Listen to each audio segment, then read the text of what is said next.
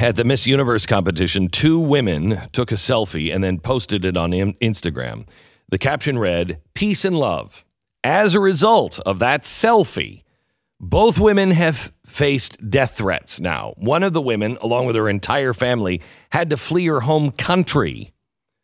The occasion was the 2017 Miss Universe competition, which I think is a little arrogant of all of us earthlings, but that's another story.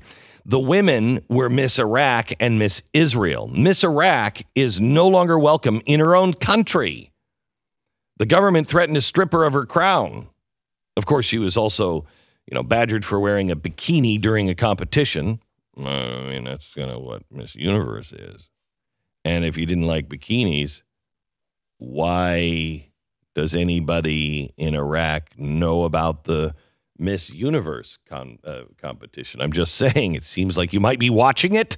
Anyway, in an interview, Miss Iraq, Sarah Iden, said, "When I posted the picture, I didn't think for a second that there'd be any blowback. I woke up to calls from my family and the Miss Iraq organization going insane, and the death threats I got online were scary. The director of the Miss Iraq organization called me and said that they were getting heat from the ministry. He said, I have to take down the picture or they will strip me of my title." Well, yesterday, Miss Iraq, Sarah Iden, posted another selfie. This time, did she learn her lesson? She posed in another selfie with Miss Israel during a visit to Jerusalem.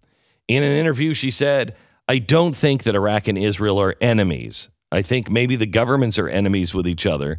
And there's a lot of Iraqi people, though, that don't have a problem with Israelis." This, of course, is quite an understatement. Iraq, home to roughly 15,000 Palestinians, refused to acknowledge Israel as a legitimate country. As it is, technically, they are at war with Israel. The adage says that the picture is worth 1,000 words. But what do we do when those 1,000 words are all hateful and deadly?